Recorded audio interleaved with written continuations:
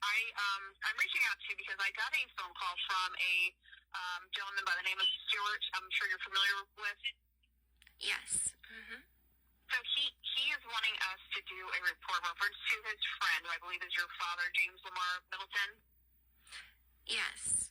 Yes. He said that he has not spoken to him in over a year and a half, I guess, since December of 2023. So he wants to report James is missing, and your phone number, and I was hoping you could kind of give me a little bit more information as to what exactly is occurring. Okay, it's like a long story, but basically,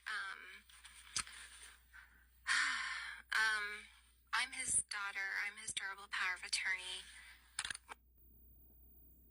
You're gonna have to remember, I'm the real power of attorney, so they're not communicating with me. I have the power, so they don't like that.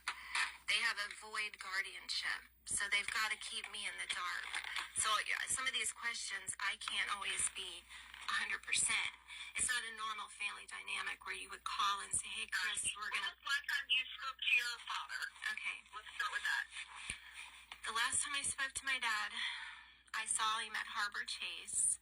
We went down there when we found out where he was by a private detective because no one told us where he was. Dad was taken by Elizabeth on June 7th, 2020 with a void, invalid, not sealed, no seal from the court and no signature from the court. You have to have three things on a court order: a judge's signature, the notary stamp from the clerk of the court, and the seal. Otherwise, it's not an order yet. It's unenforceable.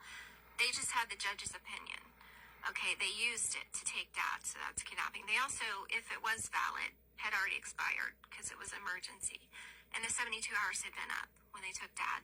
None of this did I know at the time. All of this I know now to take to court.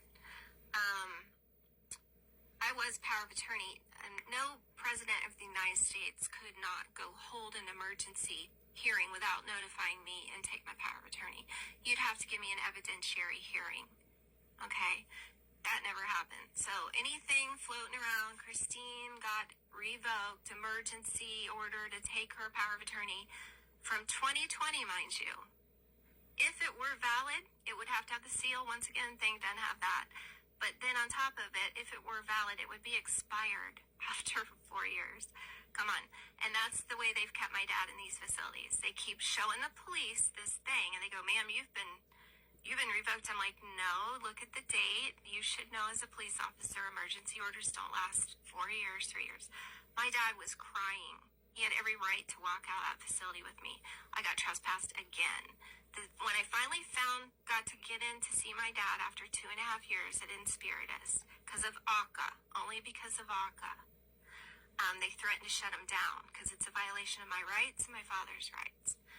You can see him anytime. So I started seeing him every day. I went down, moved into a hotel, very expensive, and stayed. And the nurse said, oh my God, your dad's doing so good since you've been visiting him. He was shaking, like they have him on drugs. And anyway, so I went to visit him, and then after a couple weeks, I wanted to take him home. I can't live down there. I live here. I have a property here. So I said, I'd like to gather his things. I'm checking him out. They said, no, you're not. We're calling the police. I said, please do. I'm power of attorney. I told you that emergency thing you're looking at, it was never, ever valid. It was done without due process. And it's got no seal, and it's a piece of fraud. You can tell by looking at it. And if it were valid, it would be expired. You guys need to know this. Oh, we don't look into court orders, but yet you kept my dad in there. So yeah, you're kind of taking the word of a guardianship. I said, then bring the guardian in. I happen to know Laura Gray doesn't exist. There's nobody like that name. I can't serve that name. It's a fraud name. It's a fake name. I've told everybody this. I've got proof. It's Laura Fuchs is the one. That's her real name. She's not qualified to be a guardian in Florida. So we have many lawsuits, but Dad's missing. These people worked in tandem with Elizabeth to restart what they had started as power of attorney, which is drug my father make people think he went crazy. Even if he did go crazy, you don't get to take him and put him in a facility. There's no law that states that. None. That's only if he didn't have family members. So, yeah, you don't invite any of the family members to your little guardianship. You can't do it like that. Not even by the policies. The little policies, you can't do it like that. Beth got him in June. By July, he had been put in Spiritist of Stewart. That is where he resided. I went to pick him up. They trespassed me for a year. They wouldn't let me back in. They wouldn't let me talk to him on the phone, which is just absurd. It's just absurd. Criminals are allowed to talk on the phone. Serial killers. Nobody was allowed to. I have 30 affidavits where people tried to call my father to wish him a happy birthday. And they said, get the code from Beth. Get the code from the guardian. We can't let anybody speak to him. I said, you're violating his rights.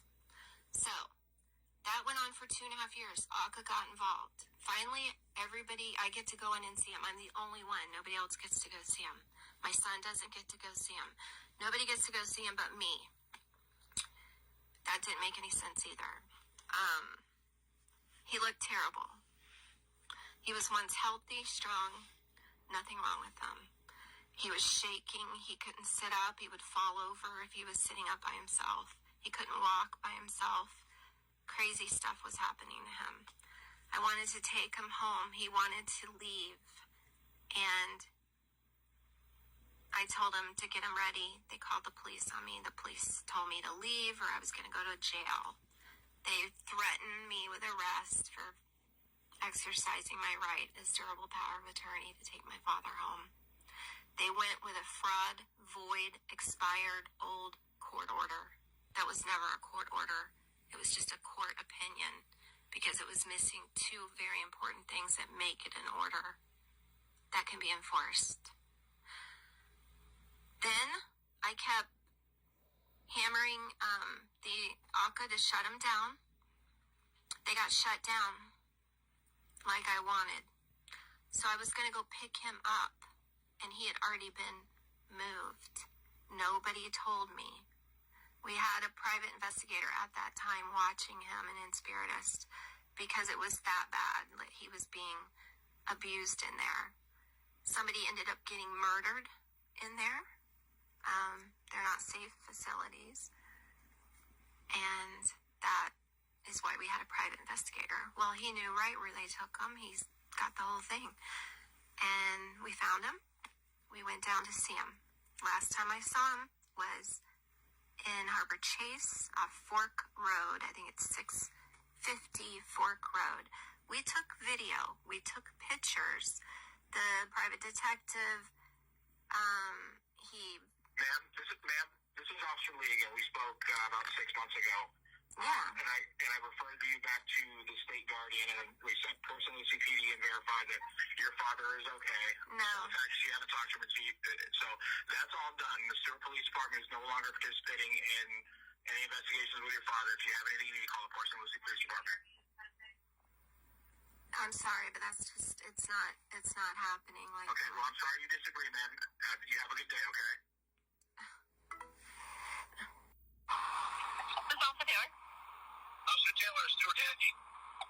I just hung up with Christine, and she is beside herself. And I'd like to know what male officer has interjected himself into this situation. I would like him on the phone, please. Well, he's on a different call right now. I reached out to him because I didn't realize that we had taken several calls with Christine. So he was the last officer that had that call with her. So. Okay, I'm a little upset over a lot of things right now. Officer Taylor, first of all, I've never spoken to him, and for him to just basically disregard, as Christine filled me into some more stuff that have taken place that I was unaware of regarding probate court. The probate court does not apply because that deals with the dead people of the state's trust. Lamar's not dead. God willing. But if he is, there's going to be hell to pay. So he doesn't know what he's talking about, Officer Taylor. And I'd be more than happy to educate him on the laws since I'm very prevalent I need some stuff, but I'm very proficient in understanding federal and state laws. State laws may differ from Nevada and Florida, but they're still pretty much the same. And I am filing this report, not Christine, Officer Taylor, and if he's basically telling you what to do, and if he's telling you what to do, I need to go to his supervisor, and I'll go keep going up the chain of command. I have to go to the city council because this man is missing. I've been friends with him since 2010. I can't get a hold of him. People are being not disclosing information. There's nothing. I don't care whatever court in the land said something against somebody else. It doesn't apply to me. And if anybody can find a law that says so, I'd be more than happy to look at it. But as it stands, and knowing the laws that I do, ma'am, and with all due respect to your position in your department, this idiot Lee doesn't know what the hell he's talking about, and he's full of you know what. And I tell him right to his face. And I am concerned, and I really don't want you. I don't want you or your department involved in the potential cover-up of a crime. I'm trying to report my friend missing, and I'm getting the runaround. And again, not by who, Officer Taylor, but this guy has really caused some a very upset afternoon or evening for my friend Christine. Obviously, I'm friends with her dad.